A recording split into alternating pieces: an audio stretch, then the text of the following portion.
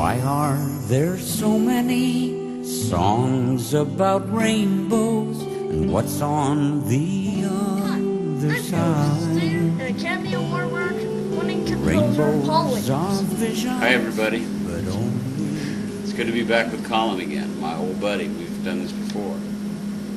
I'm sure that many of our viewers think you look an awful lot like Dexter's piano teacher on Dexter's Laboratory. Coincidence?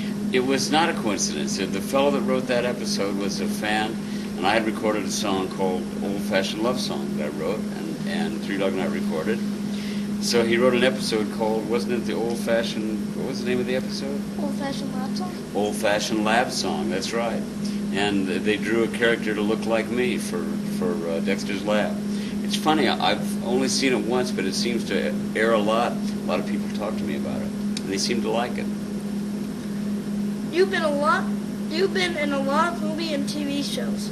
Do you have any particular favorites? You know, my favorite experience ever in show business is working with Kermit the Frog. Kermit was the nicest guy in show business, I think, and so the stuff that I did with the Muppets, the Muppet movie, the Muppet Christmas Carol, the Muppet Show, and then a thing I did up in Canada called Emmett Otter's Jug Band Christmas is also a favorite. If you've ever seen that or not, if you haven't, check it out at Christmas time. You've had a long association with the Muppets, haven't you? I have. Started back in '77 when I went to England to do the Muppet Show, and I just got along with everybody.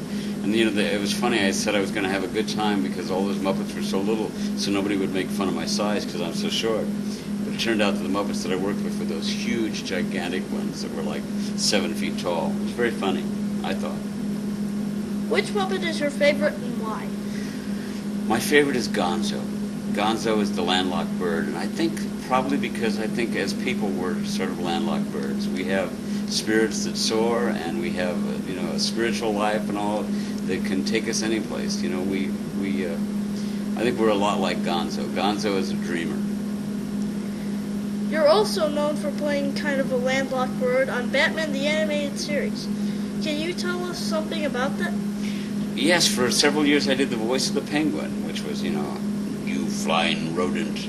Batman, you flying rodent, was one of my favorite expressions. But I did that for several years. And of course I was somebody that read Batman comic book like everybody else did. I was happy to do it. You've written songs for countless movies and TV shows. Are there any our audience might recognize? They'd probably recognize Love, exciting and new, come aboard. We're expecting you, the Love Boat. They'd probably recognize the Love Boat. They'd probably recognize the Rainbow Connection. Why are there so many songs about rainbows? And if you're a fan of the Phantom of the Paradise like Colin is, you probably know some of those songs too. I've heard a rumor that in addition to writing a song for my favorite group, the Monkees, you actually auditioned to be one of them. Is that true? I did, and they already had a short singer named Davy Jones, so they didn't hire me.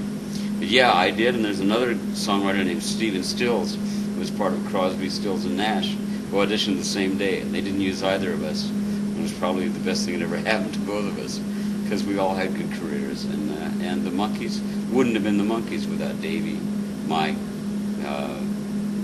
who am I missing? Mickey and Peter Tork, yeah. Very talented guys. Another project you were involved in was a musical Bugsy Malone. Was that fun to work on? It was great fun because it was all kids. You know, it was a gangster musical. It was written and directed by a brilliant Englishman named Alan Parker, and it starred Jodie Foster when she was just about your age. How old are you, Colin? 10. Well, she was a little older than you. I think she was like maybe 12 at the time. But wonderful kids acting. A lot of them were not professionals at the time. But Scott Baio played Bugsy, who later on became Charles in Charge, and was also a regular on Happy Days, which, incidentally, I'm now working on a project to write Happy Days, the old TV show, as a stage show for Broadway. There's a scoop for you. Go on. By the way, I didn't know if you were aware of this, but long before she did Chicago, Catherine Zeta-Jones played a production of London stage production of Bugsy Malone. She played the Jodie Foster character. She did. She played Tallulah in London. It's so funny because Chris Caswell, who is my musical director, always talks about the fact that he got to work with Catherine Zeta-Jones, but unfortunately it was when she was 11. That's the classic case of bad timing.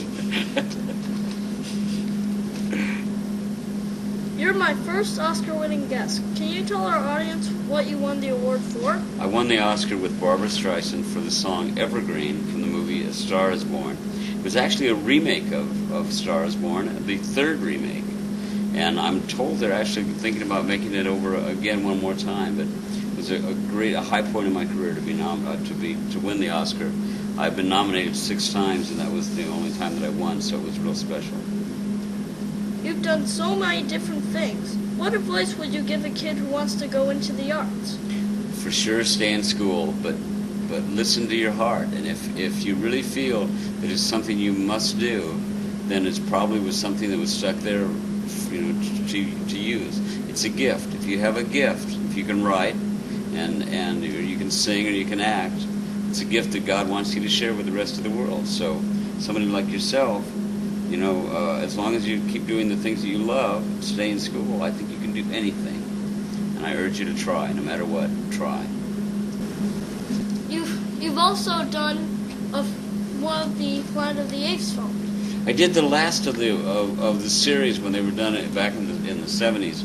I did Battle for the Planet of the Apes. I played Virgil, the wise orangutan. It took every morning about 3.5 hours to do that makeup. And I got to tell you, it was exhausting, but I had a wonderful time. Did you like the movie? Yeah, thank you. I'm the orangutan, Virgil. You also wrote a song for the movie Ishtar. I wrote all the songs for the movie Ishtar, or I co-wrote them with Elaine May, the director. And it was a movie where the songs were supposed to be bad, so I had a lot of fun doing it. It's a very bizarre project. Well, that's it. That's it. Colin, thanks for coming to the show you. again, and I hope that I get a chance to talk to you really soon. You're probably my favorite interview I've ever done is this one with you. Someday we'll find it, the rainbow connection, the lovers, the dreamers, and me.